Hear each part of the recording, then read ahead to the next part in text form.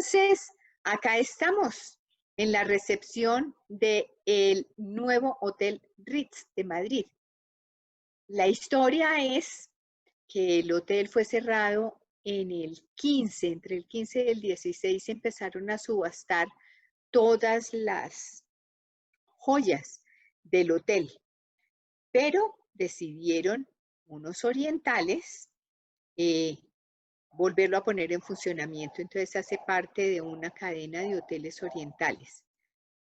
Y va a ser abierto en este verano.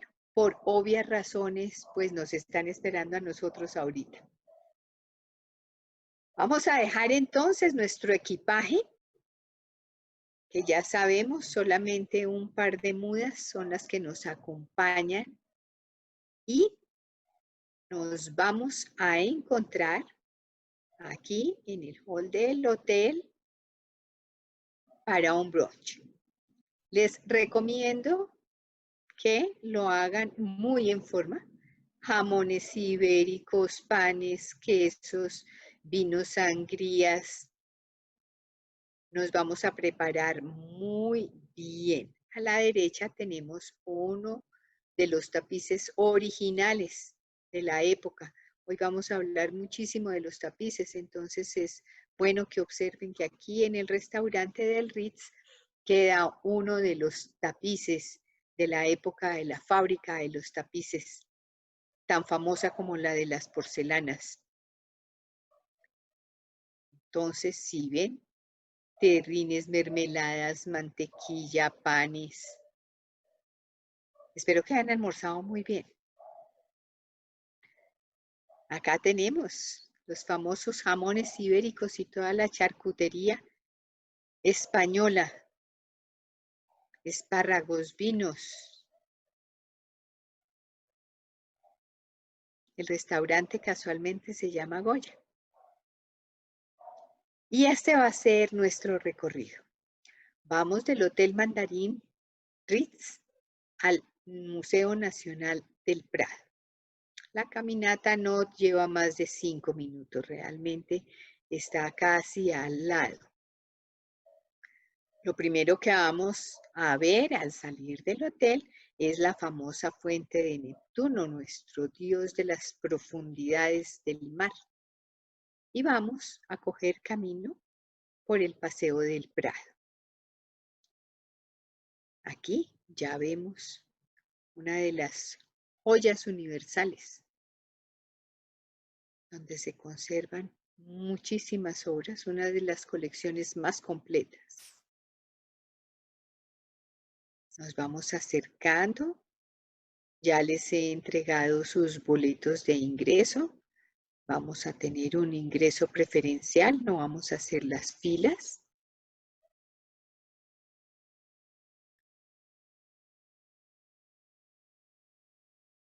Y aquí tenemos. Vamos entonces a conocer la obra de Francisco de Goya y su amigo Zapater. Fue quien lo acompañó desde la escuela. Fueron grandes amigos. Toda la vida, una amistad no solamente física, sino epistolar, que conserva el Museo del Prado. Cuadernos completos de las cartas.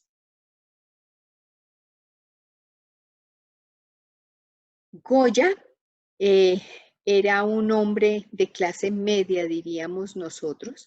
Nació por casualidad en un pueblo cerca a Zaragoza y quiso desde siempre ser pintor.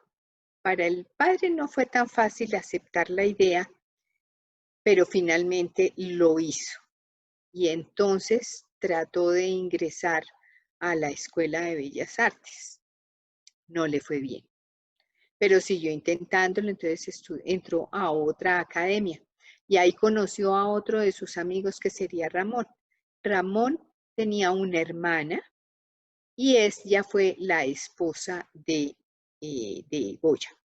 Entonces quedaron como los tres, pero básicamente fue con Martín Zapater su amistad más profunda.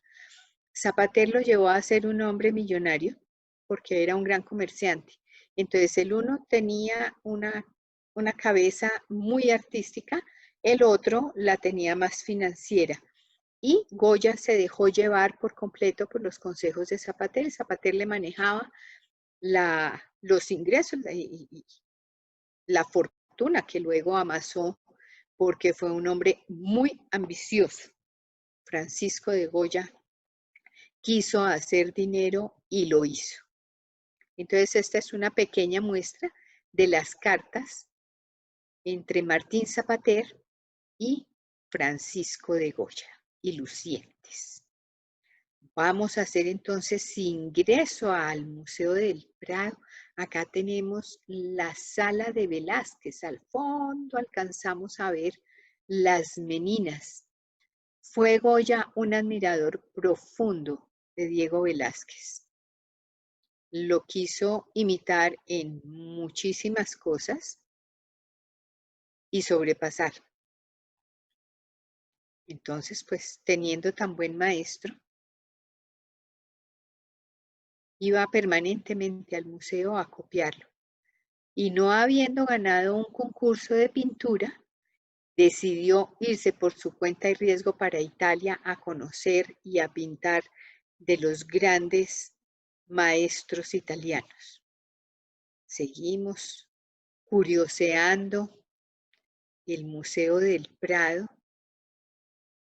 que es uno de los museos más especiales porque tiene pocos artistas, pero mucha obra de esos artistas. No se trata de tener como una enciclopedia, de que uno pueda entrar y aprender de todos. No, este es un museo mucho más dedicado y entre ellos dedicado a Goya.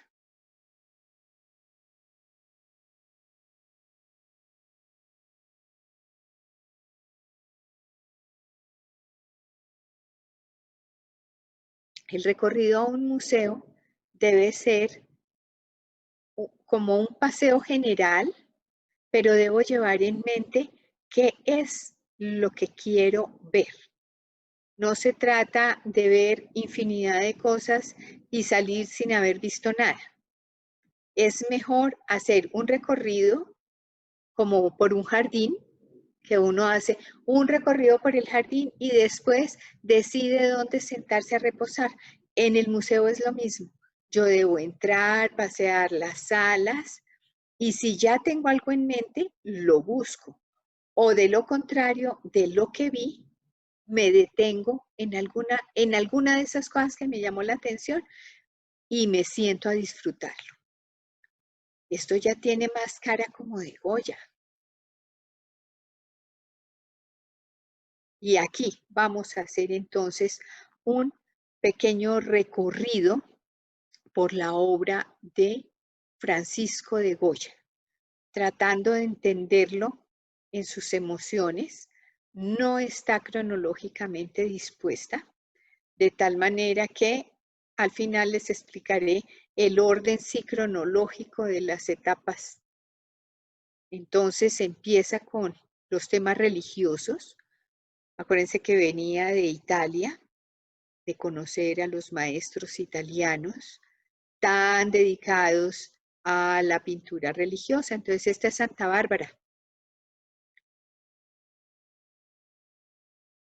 Santa Bárbara y los truenos. Miren qué lindo. Entonces tenemos estudio de los animales donde se puede notar la maestría de un pintor, porque pues un animal no se está quieto posando. Hay que tomar la esencia y de ahí hacerlo. El primer empleo que encontró Goya para poder desarrollar su pintura fue hacer los cartones de los tapices. Entonces, estos son todos los cartones que se ponen detrás y luego se teje encima de acuerdo a los colores del pintor, ¿sí? Él va poniendo y las tejedoras, son generalmente mujeres, van cosiendo de acuerdo, van hilando de acuerdo al boceto hecho por el maestro, en este caso el maestro Goya. vamos a ver ese interés de él por la luz, casi siempre una luz que entra de izquierda a derecha. La casa fue su pasión, lo mismo que la de Martín.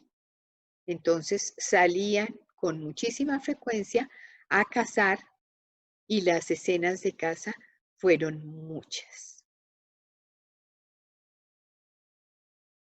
Una obra de luz, de color, de ternura, de excelente dibujo.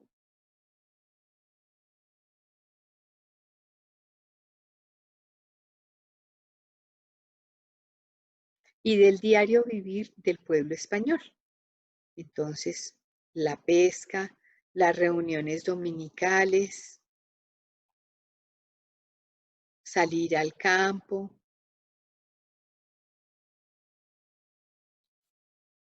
las danzas, los juegos habituales en el pueblo.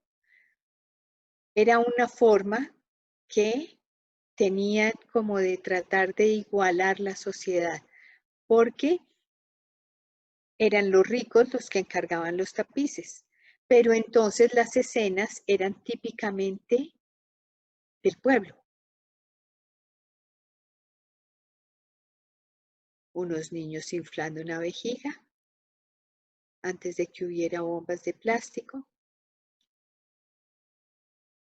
Y escenas estas en las que vemos que no está mal hecho ni mal visto que un pintor repita en el dibujo una escena, pero la cambie. En este caso, podemos ver que acá estamos como en primavera, acá estamos en invierno, en que la actitud de las posadas es distinta, pero la agresividad sí es exactamente igual.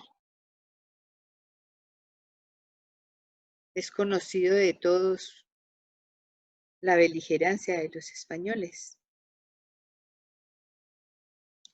Y escenas, ya les digo, completamente habituales. Entonces acá, en el museo, vemos cómo la gente se deleita viendo la sombrilla, el interés de él por la luz.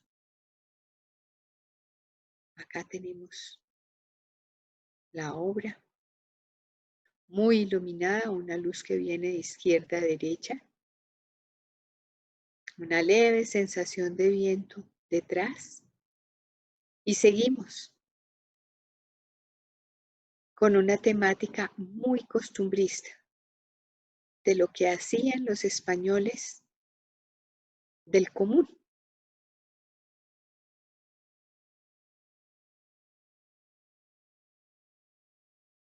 Entonces imagínense la agilidad que se puede tomar haciendo estas cantidades de dibujos y pinturas.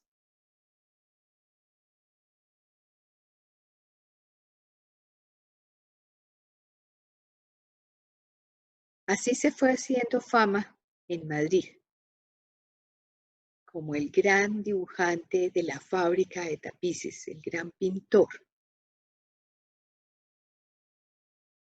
Obviamente las pinturas son mucho mejores que los tapices.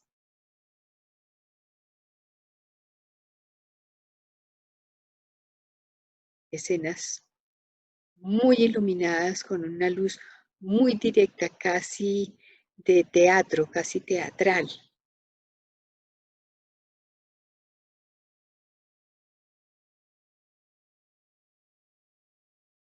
Los carruajes de la época. La diferencia entre la oligarquía y el pueblo. Acá tenemos a la izquierda el columpio. Parece ser que fue inspirado por la duquesa de Alba. Eso ya son habladurías. A la derecha tenemos las lavanderas. Entonces el oficio del femenino siempre le interesó muchísimo a Goya y lo quiso resaltar para que tuviéramos siempre en cuenta el avance de la sociedad española con base en el trabajo femenino.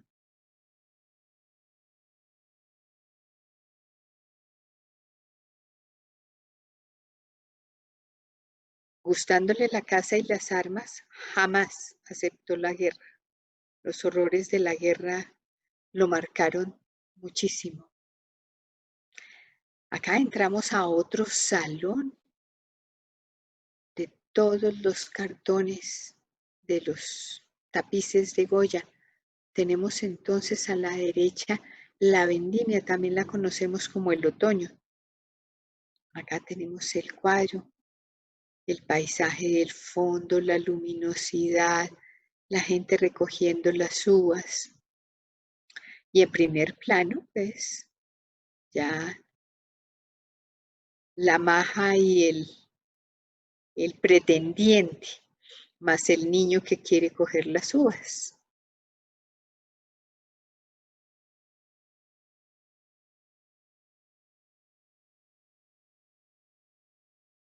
Típicas escenas y muy iluminadas,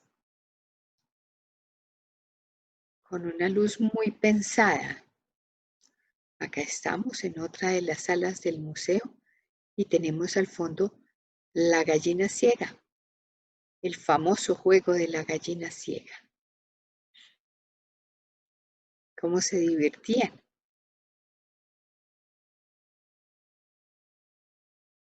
Acá tenemos la restauración de la gallina ciega.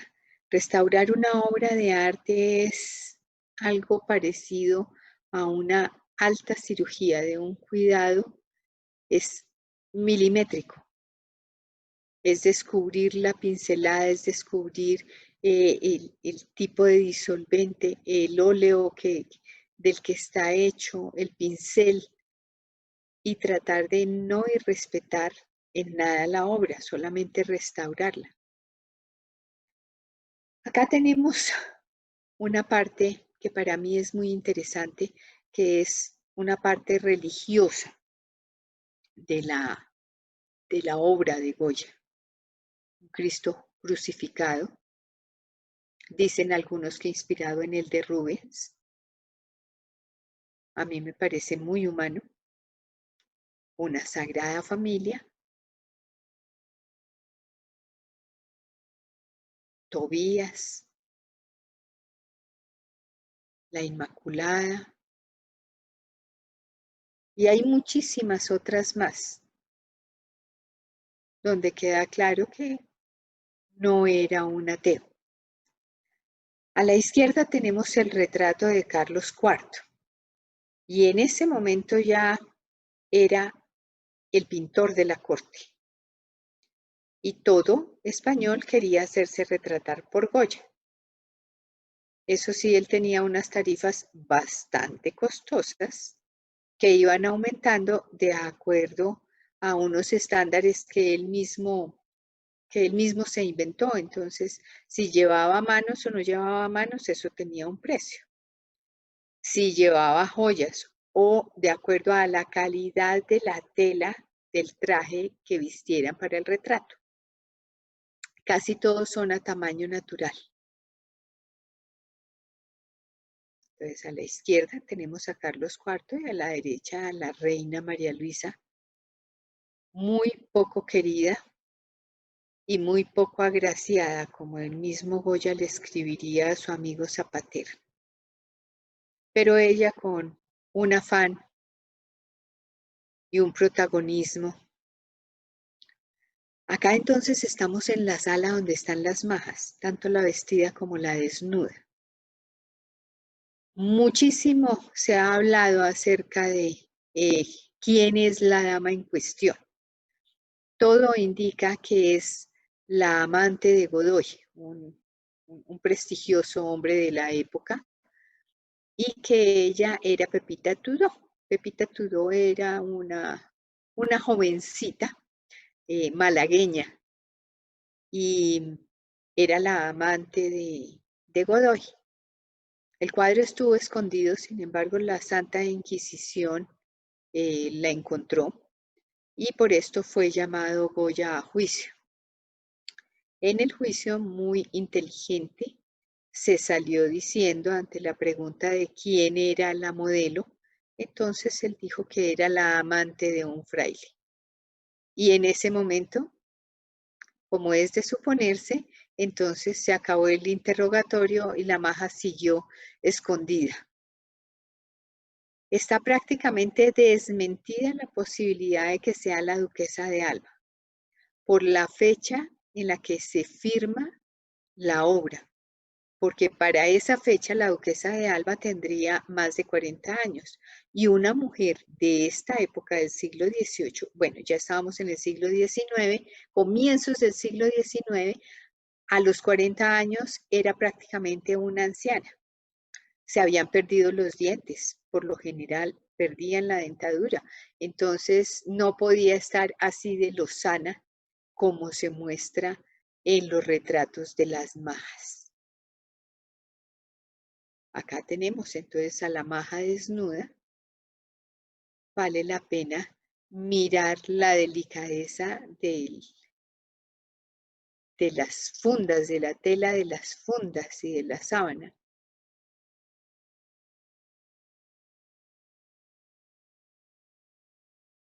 Y la vestida.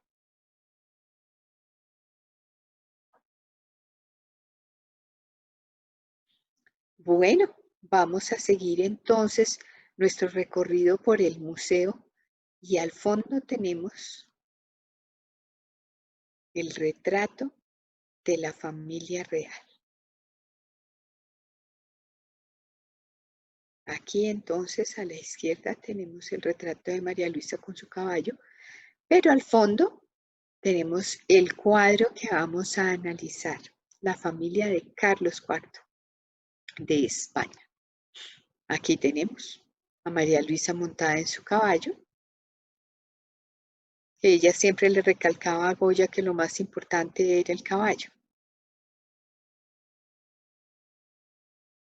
Ya a él poco le gustaba pintarla, pero ya había pasado a ser no solamente el pintor de la corte, sino el pintor de cámara. Acá tenemos entonces el retrato de la familia. Nada más complicado que poner 13 personajes en los que todos quieren ser importantes y aparecer muy bien reunidos, teniendo en cuenta lo que es la clasificación monárquica también. Y atrás, como podemos ver, se metió Goya al estilo de Velázquez en Las Meninas.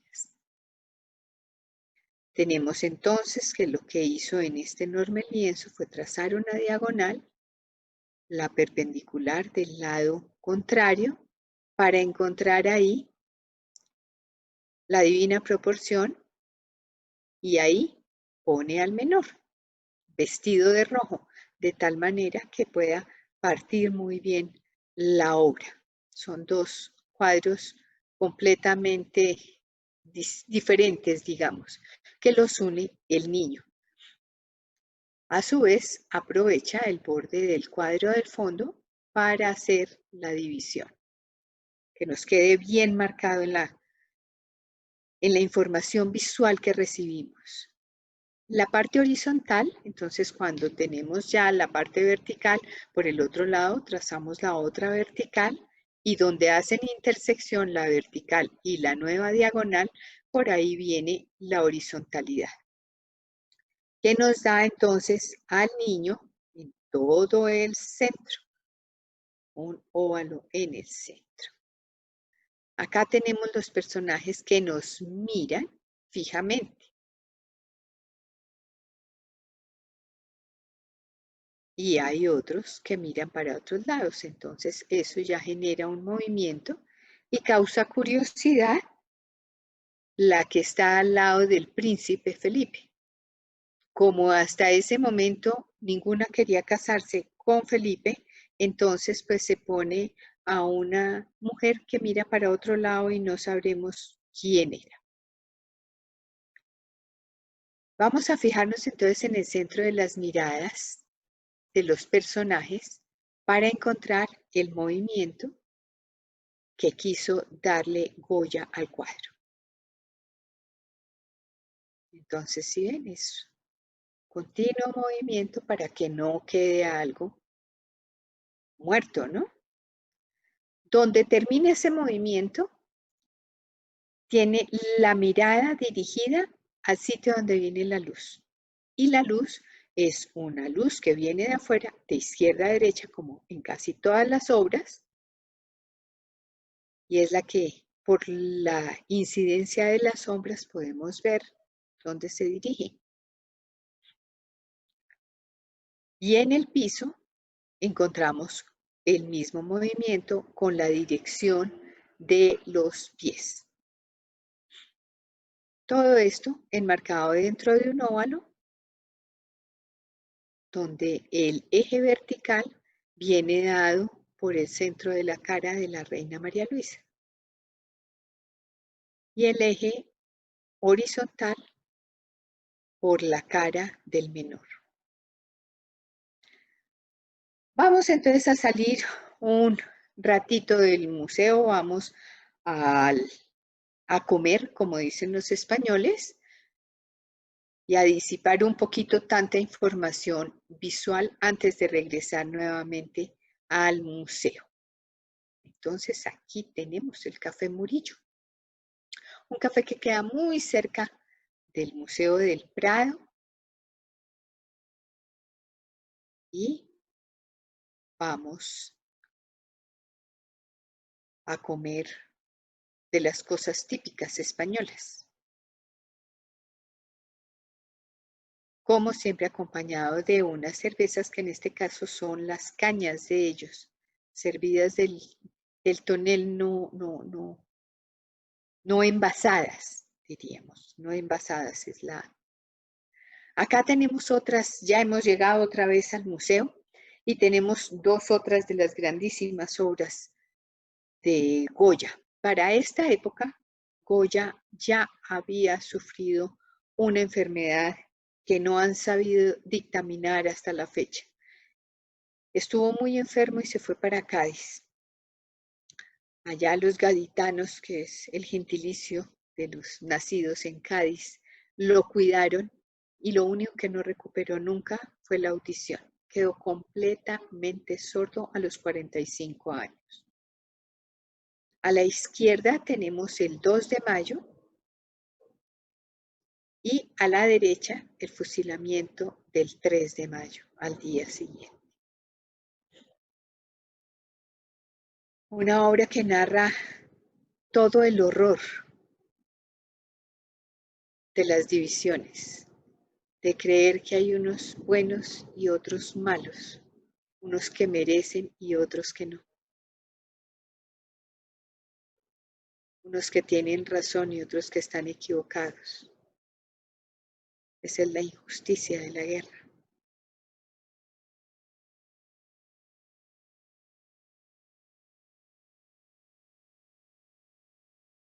Y aquí tenemos, entonces ya pasado el tiempo, se compra una quinta, y precisamente así le llama, la Quinta del Sordo.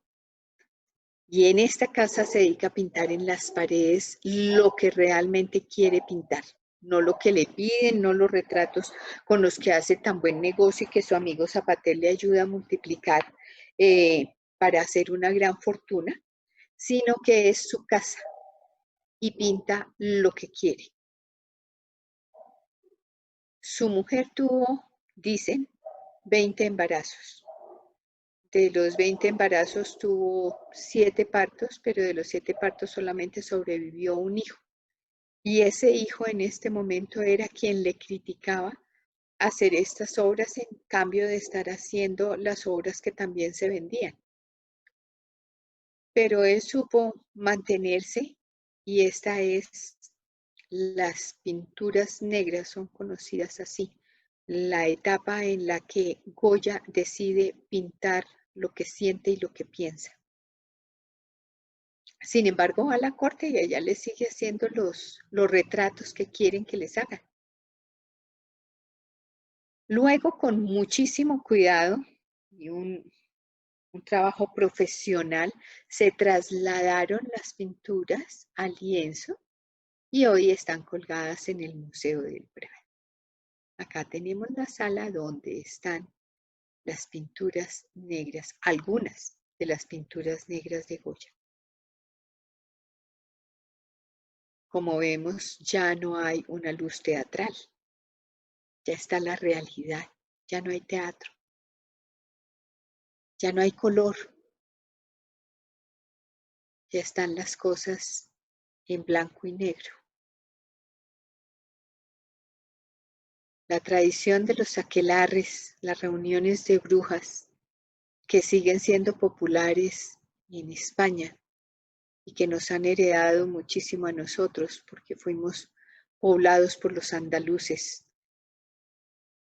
Todos estos cuentos de brujas que eran muy maltratados en la Santa Inquisición. Sin embargo, era algo que al pueblo le gustaba ver porque eran sus habladurías, eran sus conversaciones, era su realidad. A la izquierda tenemos al perrito semihundido. Ese perrito semihundido tiene una linda historia porque ha dado para que la gente deja muchísimas versiones acerca de la sombra que se ve al lado derecho. Como han seguido los cuidados en el traspaso de la pintura, lo que han encontrado son unos pajaritos en el cielo y el perrito estaba mirando a los pajaritos.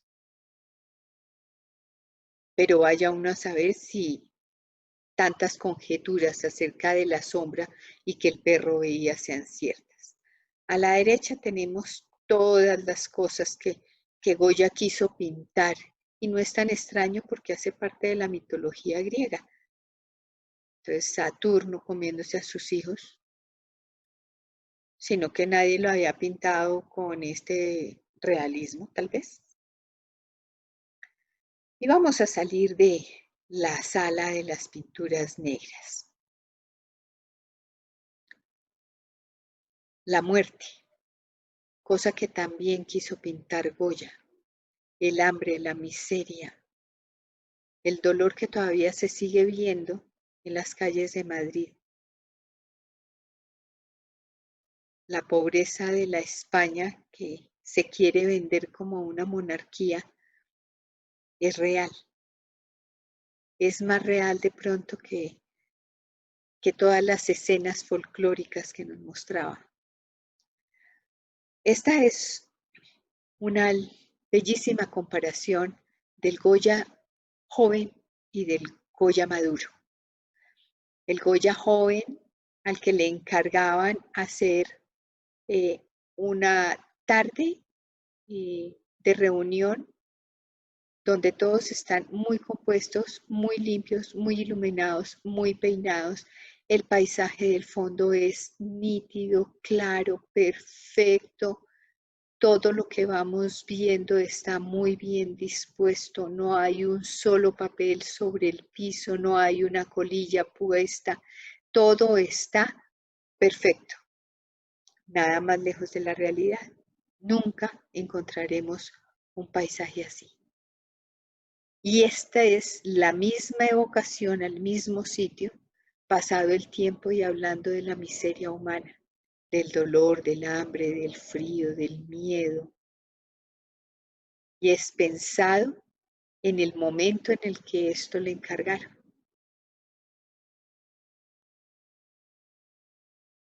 Cuando él mismo se confronta con la realidad. ¿Qué es la verdad? La verdad, le escribía Zapater, siempre, siempre era su búsqueda. Bueno, y acá tenemos otra de las etapas de Goya. Entonces son los caprichos. Estos son dibujos grabados a aguastintas que hacía en grandes cantidades porque pues, no debemos olvidar que su pasión era hacer una fortuna con la pintura y entonces haciendo grabados pues se pueden sacar varias copias. Y entonces pintaba todas las cosas que se oían en la calle y él les ponía forma. Entonces, ¿a qué viene el coco? Es la hora en que todavía horriblemente a muchos niños les dicen semejante cosa tan espantosa. Viene de allá, viene de la cultura española. Y entonces, de ese viene el coco, hacer él la representación gráfica. Y todas estas son puras habladurías españolas. el diario Vivir Español. Y él le daba forma y eran felices comprándole todo esto.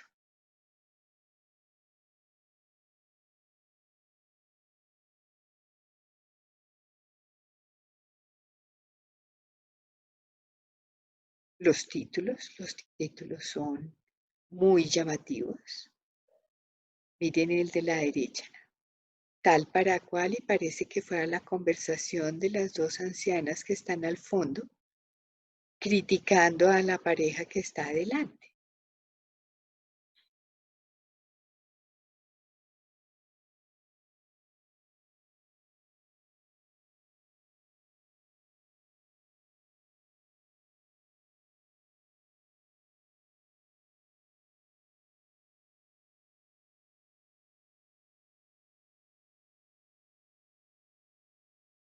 Y así se divertía y divertía a todo su entorno Goya, contando la verdad, no pensando en nada decorativo, en nada, sino en esa realidad que vivían los españoles.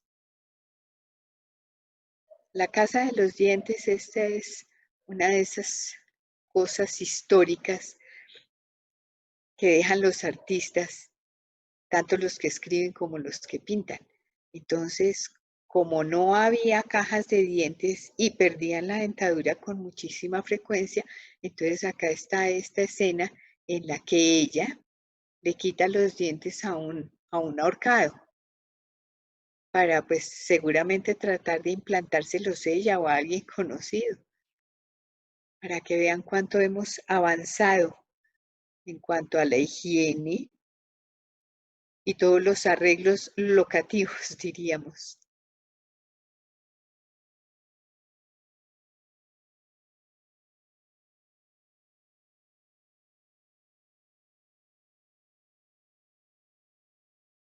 Todo el chismorreo popular pintado. Eso no lo había hecho nadie.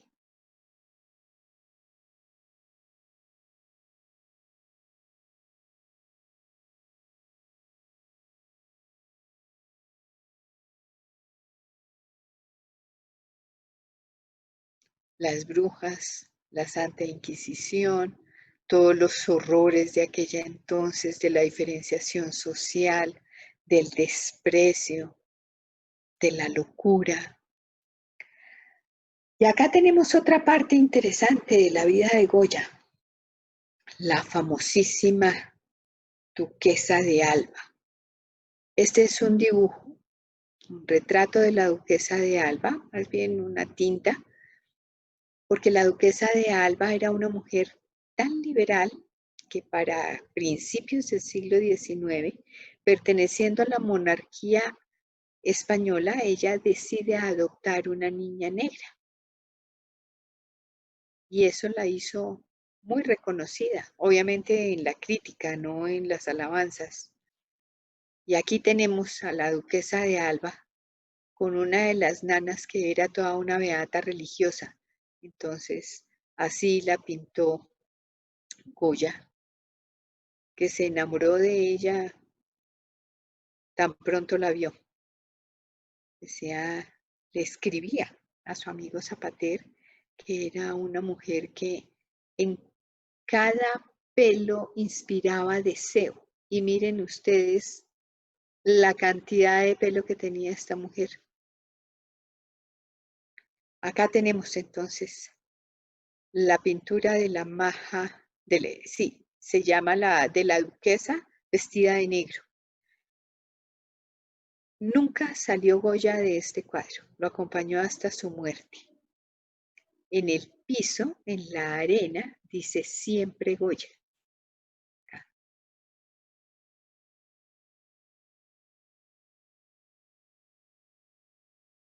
Y en los anillos que lleva en su mano derecha, tiene el escudo de Alba en el dedo medio y en el dedo índice. Desafortunadamente, la resolución de la fotografía no es muy buena, pero acá dice Goya. Si fueron amantes o un amor platónico, Eso solamente lo saben los dos. Y aquí está la misma duquesa de Alba retratada en blanco, con un vestido blanco. Miren la cantidad de pelo que tenía la señora. Y acá la tenemos. Entonces a la derecha tenemos un cuadro hecho por otro pintor, un retrato de la duquesa de Alba. Y acá tenemos a la actual duquesa de Alba con su antecesora, la de las habladurías con Goya.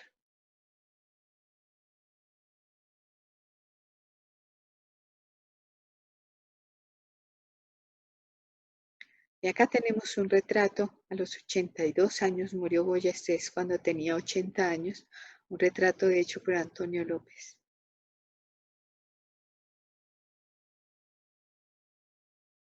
Fue así este hombre que prácticamente murió con la paleta en la mano. Fue a morir a Francia, allá luego lo trasladaron, sus restos fueron trasladados a Madrid, pero nunca apareció su cabeza. Acá entonces estamos en la tienda del Prado. Vamos a comprar unos cuantos recuerdos para traer. Vamos a ver qué más nos recomiendan para guardar en el corazón este paseo por el Prado. Es muchísima la literatura que hay acerca de Goya. Y podemos decir que todas son buenas, entonces pueden comprar cualquier libro de estos que está en la librería de la tienda del Museo del Prado. Y así nos despedimos de nuestra visita al Museo del Prado. Salimos por la puerta de los Jerónimos porque subiendo las escaleras allá está la iglesia. Vamos a ir entonces del Museo del Prado a tomarnos unas tapas en el Matador. Como vemos, todas las taperías siempre tienen muchísima gente. Se acostumbra a estar de pie alrededor de una mesa. No son tantas las sillas. Esta está muy llena y como íbamos para el Murillo, para el Matador, perdón, pues aquí estamos. En el Matador vamos a finalizar todo lo que vimos alrededor de unas tapas. Nuestra torta de patatas que no puede faltar y jamones ibéricos. Los vinos españoles también son todos muy buenos, los de La Rioja en especial. Vamos a brindar por la dicha de haber estado conociendo la obra de uno de los grandes del arte español. Llegamos al hotel, baño, relajo, una buena relajación. Y aquí tenemos la película que les recomiendo, Los fantasmas de Goya. Casi todas las películas de Goya son muy buenas, están muy bien hechas. Hay una serie de la televisión española que también es muy buena. Está en YouTube y vale la pena verla.